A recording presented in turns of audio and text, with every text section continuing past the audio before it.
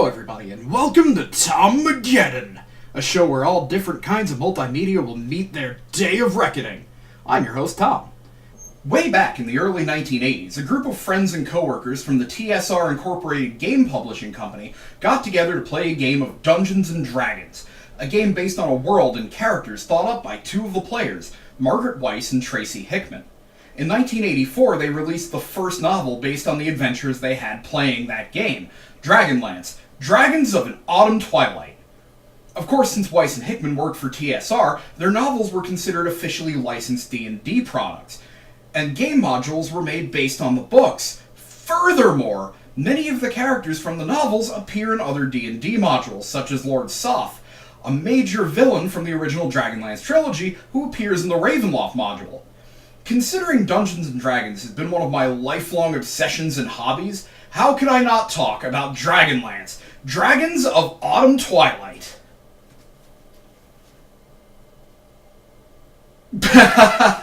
Oh, I'm just kidding, you silly bitch.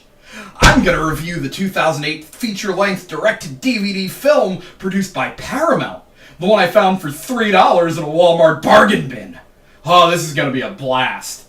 So we start out with a CGI dragon flying through space while a choir chants in the background. It's really bad, but after the last CGI dragon I had to deal with, it's a fucking masterpiece. A halo of light forms itself into a lance, impales the dragon, and we see the movie title, Dragonlance. You know, looking at the cover, I kinda thought this movie would be a little more kid-friendly, but nah, fuck that. Opening credits roll to scenes of people getting incinerated, impaled on pikes, bodies hanging from trees, and I'm pretty sure this woman's whole boob is hanging out. We then get shown the city of Solace, built in the branches of giant ancient trees. Goblins are apparently here too, murdering some people down in the streets, with this building, the Inn of the Last Home, in the background. Inside, Tika, a young barmaid, is scrubbing the floors, totally oblivious to the carnage outside. I didn't hear you come in. We're not quite open yet. Don't mind me, young one. Dollar store Gandalf enters. I just need to rest these tired bones while I await this evening's festivities. With all these goblins around, I'm afraid this place isn't as festive as it used to be. Whoa. Back the fuck up for a sec. You know about the goblins? They're outside trying to see how many swords they can fit into a single farmer, and you're just in here like, business is kinda slow today. What is this, the fantasy equivalent of road work? I'm sorry, madame, I-95 is closed today due to fucking goblins! Maybe you could distract me with a tale? Lady, now is not the time! Your town is swarming with goblins! But Fizzban here, yes, his name is Fizzban, just pops a squat and stops dropping backstory. Basically, Takesis, the five-headed dragon goddess of evil, went to war with the mortals. Mortals enlisted the help of the gods of light, then grew too big for their britches, so the gods of light abandoned the world. Now, after 300 years, the evil dragon goddess is back to push the world shit in. But there's still no sign of the gods of light. Meanwhile, at the Legion of Doom, this guy, Verminard, speaks with Takesis. Destroyed Sylvanesti in the east. Now only the northern lands remain to be taken. But have you located the staff? That staff has the power to reawaken the gods of light. Apparently there's some kind of prophecy involving bringing together a blue crystal staff and an artifact called the Discs of Mashakal. The movie doesn't tell us what the prophecy is, just that there's apparently a prophecy. And the books aren't much clearer. So Verminard sends his lover, I guess, a black dragon named Onyx, to seek out the staff and guard the discs. Meanwhile, out in the forest, Tanis Half-Elven and Flint Fireforge, two old friends, reunite after 5 years apart. Flint is a grumpy old man. Well, you've learned no manners in 5 years. Hoisting me around like a sack of potatoes. And Tanis is made of wood. Flint, you haven't changed at all. They're traveling to Solace to meet up with some other friends of theirs, so they get a move on, and Tanis explains that he spent his time away looking for signs that the gods of light might have returned, but he came up empty. Which means it's true. The gods abandoned Kryn 300 years ago. Fuck, man! Show some emotion! Suddenly, a group of goblins led by... I am Viewmaster Toad. arrive and tell them that no one's allowed to walk the streets of Solace after dark. After dark, Why did you come here so late at night? What they're really after, however, is the staff. Question! Where the fuck would they keep it? I know where it is. It's in your butt. What are you slime doing in Solace? Damn it, Tannis! You're fighting for your life! Fucking emote! Our heroes defeat the goblins with some help from another friend of theirs, Tasselhoff Burfoot. He's a halfling. Yes, I know, in the Dragonlance universe they're called Kender, but they're halflings. The fight scenes in this film are hugely disappointing. At the best of times, the animation is stiff and awkward, but during fights it becomes painfully apparent. This movie came out in 2008, but the animation makes me think of old He-Man episodes. Great. You can never get that goblin smell out. Then throw it away. I can't do that. It's Flint's. So, in case you can't tell, Tass's defining feature is that he's a compulsive thief. Also, he's voiced by Chester McBadbat. At the end, they meet up with the rest of their friends, a knight named Sturm Brightblade and the twins Caramon and Raceland. Raceland is a mage, and his recent trials at a place called the Tower of High Sorcery have warped his appearance. I see my appearance startles you. A small price to pay for the power I have achieved, I assure you. Tannis asks after their sister Kitiara, but she hasn't arrived yet. Caramon stares at Tika's ass. Spoilers. They get married in the books and Caramon ends up buying the inn after he's done adventuring. And the others catch up. Sturm has apparently been looking for his father, but all he found were his armor and sword. So, you are a knight now, are you? I encountered some trouble with goblins on my way here. That seems interesting, right? When directly questioned, he quickly changes the subject. It looks like that's building up to something. Well, it's supposed to, but it's not going to in this movie. Tannis receives a letter from Kitiara saying she won't make it to the reunion. We all took a sacred oath to be here. Well, that's done it. The circle is broken, the oath denied. Fizban, meanwhile, is telling stories to the children. He mentions the god of light Paladine. Man, what a great naming convention! Being named for your profession? The paladin god is named Paladine. From henceforth, I shall be known as Reviewer! No, wait. Yeah, that name kinda sucks. Anyway, at mention of the old gods, one random patron has a shit fit calling everyone heretics and calling for the guards. This woman, Goldmoon, steps in to defend the old wizard, so he calls her a witch and tries to confiscate her staff. Now, in the books, there's a subplot where the High Theocrat is a member of a religious order called the Seekers, and he rules over Solace. He's corrupt, serving Verminard, and employing the goblins as the city guard, which explains why Tika didn't really react to them earlier. But the movie doesn't explain any of this shit, so for all we know, this is just some random dink who hates story time. In the scuffle over Goldmoon's staff, he falls into the roaring fireplace. Hurry! Knock him down so we can put out the flames!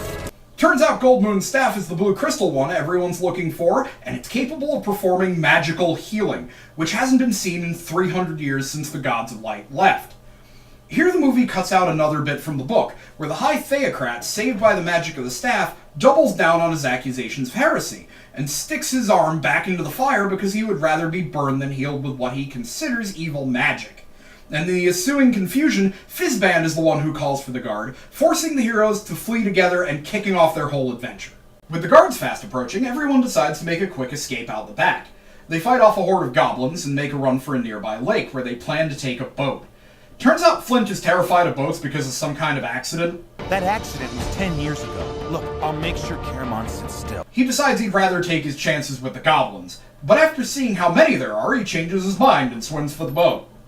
As the goblins begin firing flaming arrows at them, Raceland casts a spell that puts them to sleep, and the heroes escape. But Raceland notices two of the constellations, Takesis and Paladine, are missing. It's only a bunch of stars, Raced. Yeah, and they're not supposed to move, you dolt! They take shelter in a cave, and Tannis introduces himself and his friends to Goldmoon and her companion Riverwind. I'm Tannis. The brothers are Caramon and Raceland. The knight, Sturm Brightblade. Flint Fireforge carries our wine, and Tasselhoff Burfoot is our clever little locksmith. Okay, this line comes off a bit weird since Tanis says Flint carries our wine, even though Flint isn't carrying any, and nothing in this movie indicates that he would. That's because this line is pulled word for word from the book, and in the book, Tasselhoff has stolen a cask of wine and forced Flint to carry it. So when Tanis is making the introduction, Flint is in fact lugging around a cask of wine. Raceland goes into a coughing fit, and Goldmoon offers to heal it. But was my sacrifice for my magic? The damage is permanent. Goldmoon gives her backstory about Riverwind found the staff in an ancient ruin. She and Riverwind thought it could be a gift from the gods, so their tribe decided to stone them to death, and the staff teleported them away. Tanis offers to help them find out more about the staff, but Riverwind doesn't trust non-humans, and tries to fight everybody. But Goldmoon calms them down and accepts their offer. Meanwhile, Verminard receives a report that the Blue Crystal Staff has been tracked to a barbarian village, and then the city of Solace. So he decides to send his elite forces to both locations to search for it. And by search, I mean burn both places to the ground without doing any actual searching. Our heroes walk alongside a spooky forest and decide to take a quick break. While this is going on, Tasselhoff, who went ahead to scout, comes dashing back along the path. Monks! Monks. You can pretty much immediately guess that these guys aren't monks. Just listen to that ominous background music. Some shit's about to go down. Monks. The monks say they're looking for the Blue Crystal Staff because one of their brothers is sick. Goldmoon steps up to heal the sick man, but turns out he's a lizard man who tries to grab the staff. These guys wind up being some kind of dragon-human hybrid that work for Lord Verminard. When these things die, they turn into stone, trapping people's weapons. That's actually a pretty badass enemy power. Gotta keep that one in mind for future D&D games. I have a super rare magical ancestral sword? Not anymore, bitch! It's one with the Dragon Man! Raceland figures out their trick, so he finishes them off with a fireball. Sturm is mortally wounded during the fight, but since Goldmoon has the super awesome magic Healy staff, it's not as big a deal as everyone makes it out to be, and he's back on his feet within a few moments. More Draconians are on the way. Yes, they're called Draconians. So our heroes run off into the forest, even though That's darkened wood. It's full of undead. Raceland can sense the ghosts and tells everyone that the undead will only harm those with evil intent. The ghosts surround everyone, and Raceland casts a spell to allow the leader of them to speak through him. The head ghost finds out about the crystal staff, so it leads everyone through a portal where they meet a unicorn and some centaurs. The unicorn tells them about the discs of Mashakal and how they should go and retrieve them from the ancient city of Zaxxarath. Still no mention of that prophecy, though. She tells Goldmoon, "Present the staff boldly, never wavering, and you will prevail." And then sends them off on some Pegasus. Says, Pegasi? And fuck it, I don't know. They're dropped off near Goldmoon and Riverwind's village, which has been burned to the ground and everyone's been killed. The two of them get pretty upset about it, even though these are the people that tried to stone them to death. They continue on their way to Zaxxarath, which has been overrun by Draconians, and golly dwarves! The stupidest, most vile creature! Raceland casts a spell of friendship on one named Babu, and has her lead them to the treasure chamber, where the discs are sure to be. Inside they find Onyx sleeping on a pile of treasure. Raceland asks the dwarf to find him a spellbook, which sparks an argument with Tanis about how Raceland is willing to sacrifice everyone to gain power. Somehow their shouting match doesn't wake up the sleeping dragon, but Sturm gingerly lifting the discs of Mashakal does. Why does this always seem to be a thing with every fucking dragon?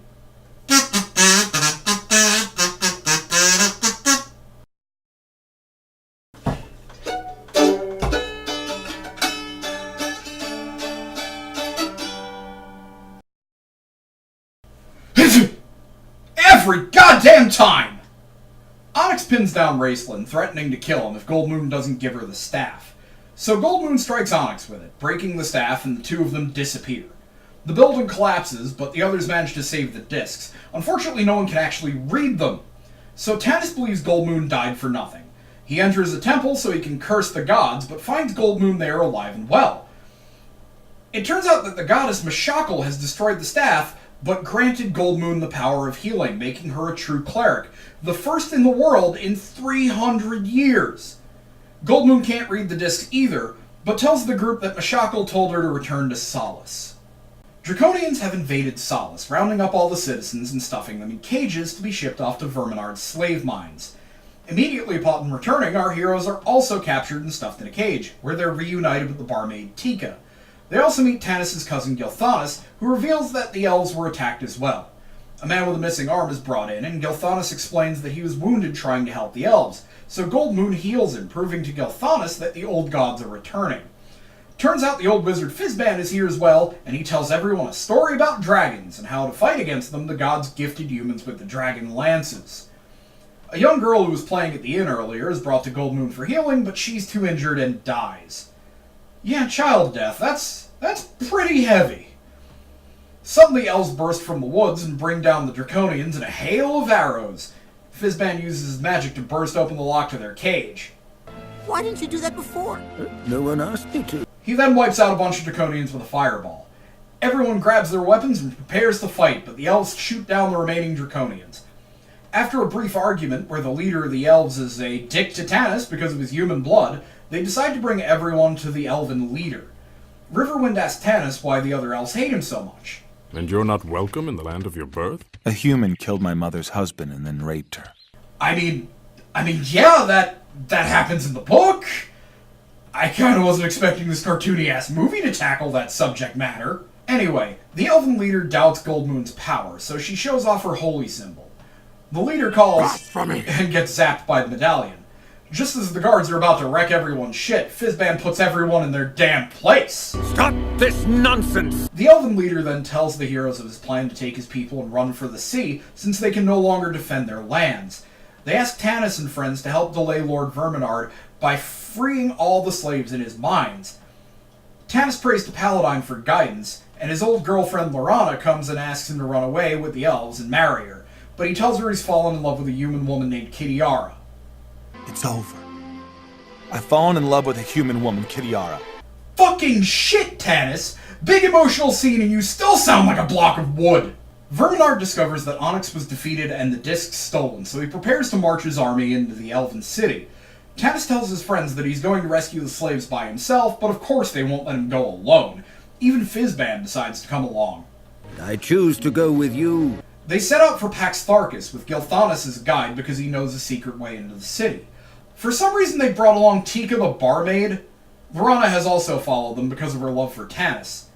Spoiler from the book, she and Tanis do eventually end up married. They enter the secret passage, Fizban lighting the way for them with some magic. Into the tunnel. I mean it. Get inside that tunnel now. Don't make me get your father. I love how batshit insane Fizban is. It really stands out more in the books, but I feel this is one of the things the movie did okay with. They find the prisoners sitting around the cell with the door wide open and question why they don't just escape. A lot of the prisoners are from Solace and blame Goldmoon for their current situation, but after she steps forward and heals an old priest, they come around to her side. The old priest Elistan tells them that they can't escape because their children were placed under the guard of a dragon, so the heroes decide to break the kids out. The dragon's lair is guarded by Draconians, so Tass hatches a plan to sneak by. Everyone dresses up like peasant women. They walk up to the guard saying the children need their exercise. I'd love to give you some exercise. Well, that's an image that won't go away now. Turns out the dragon watching the children is old, blind, and insane. She thinks they're her own offspring. The fuck? Has Raceland just been walking around in his regular-ass wizard's robes the whole time? I had to rewind the movie a bit just to make sure, and nope, he's not even bothering to hide himself. And Sturm is walking around with a sword on his hip, out in the open! Draconians are dumb as shit! Incredibly manly women, a freaky-looking wizard, and one's carrying a sword. Looks legit. Go right on it! With the children safe, everyone makes their way into the secret tunnels to escape, but the Draconians have found it and are now guarding the secret exit. Tesselhoff comes up with a brilliant plan, walking right out the front gate. You mean where the entire Draconian army is gathering? Because... You're too busy getting ready for war. Why don't you just take out the Draconians guarding the secret entrance? There are 5 of them! You've taken on greater numbers before. Also, they're in a small enclosed space. Have Raceland or Fizban throw a fireball at them. But no, those are some insurmountable odds right there. Better take your chances with the entire fucking army. I was being sarcastic! Well, the plan almost works, but they're spotted and the gate is closed, sealing them inside. I offered you a chance to work for the further glory of my queen! But you have denied her, and now you will pay with your lives! I love how hammy Verminard is here. I will destroy the men, the women, and the children! Then he makes good on his threat, having his dragon barbecue some of the slaves, along with a bunch of his own men. Verminard does not fuck around, and I can appreciate that in a villain. But how can we fight a dragon? With another dragon. The crazy blind dragon exits the cave, and Tannis tells her that Verminard is killing her children, so she flies up and goes apeshit on his dragon, knocking Verminard off. I don't know why, but I find that really funny. Fizban uses a fireball to blast open the gates, but the shockwave knocks him and Tass into a giant pit. Tannis sends the slaves away with some of his friends and then stays at the gate to hold off the army for them. But Verminard, unfazed by eating shit from hundreds of feet in the air, steps forward to challenge the heroes. He starts cursing everyone, using a mix of magic and his big fuck-off mace, while the dragons battle overhead. The heroes start losing and Verminard taunts Tannis. Your faith is misplaced, and now innocent children will die for it. No, not the children. Honestly, this scene would be amazing if Tannis didn't sound so disinterested, even with the animation that's so shit. Verminard blinds Tannis and starts telling him that the gods have abandoned him, but he can see the power of Takesis, and it makes him question his faith. But Tannis stands strong, even though Verminard clearly has the upper hand. You can kill me, Verminard, but that won't change anything. The gods of light have returned. People will unite under their banner to destroy Takesis. That was as close to a good take as we're getting.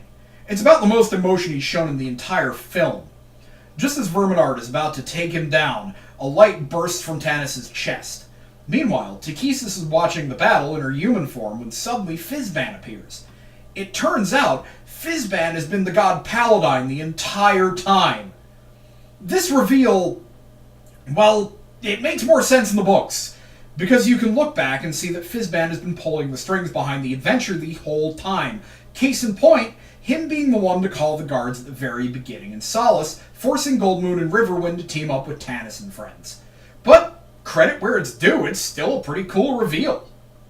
He strikes Takesis, and each blow breaks the curse on one of the heroes, with his final strike knocking Takesis back off a cliff and freeing Tannis, who along with Stern deal fatal blows to Verminard. Takesis, why have you abandoned me?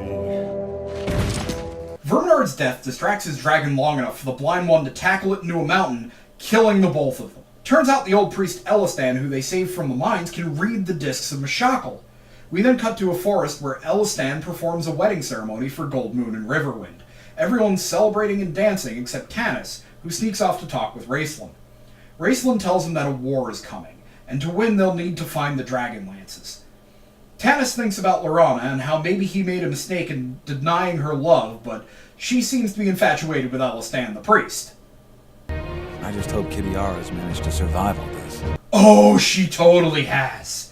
Because she's a Dragon High Lord, just like Verminard, serving Takesis and commanding the army of blue dragons, and that's where the movie ends. I have such mixed feelings about this movie. I love the Dragonlance books. I have ever since I got my first one, Dragons of a Fallen Sun, back when I was 9. Over the years, I've read and collected most of the series. Now, there's plenty wrong with the film. Firstly, the animation. This movie came out in 2008, but looks like it was animated back in the 80s. And the combination of 2D and 3D animation didn't really work out well. In scenes where the two different styles interact, it looks ugly and choppy. Another problem I have with this movie is that it seems to make the assumption that if you're watching it, you must have read the book. Like the goblins serving as the town guard of Solace, that's established right away in the books. In the movie, the town is just swarming with goblins and no one gives a shit. The plot of the High Theocrat is pretty much absent from the movie outside of him trying to take Goldmoon's staff and getting set on fire, so there's not much of a point in him being there. You could have almost any character fall into that role, and it would have turned out just fine. When Gilthanas knows his way through the secret passages in Verminard's fortress, it casts suspicion upon him. Because really, how else would he know his way around? It doesn't go anywhere in the film, but in the book, there's a character named Evan Shatterstone who actually does work for Verminard. He joins the group and uses Gilthanas' knowledge of the tunnels to make everyone suspect him as a traitor while drawing their attention away from himself. Gilthanas only knows his way around because he's been through with scouting parties. The acting in this movie is just awful, which is weird because this movie has some decent actors in it, like Kiefer Sutherland playing Raceland, and Lucy Lawless playing Goldmoon. Tanis is the worst by far, barely showing emotion throughout the entire film, even during what should have been incredibly emotional scenes. It's like his voice actor, Michael Rosenbaum, showed up on the first day of filming, read the script out loud for the first time, and they were like, yeah, that's a wrap. Now, there are some things I really did enjoy about this film. They closely follow the source material, even quoting the books directly in several places.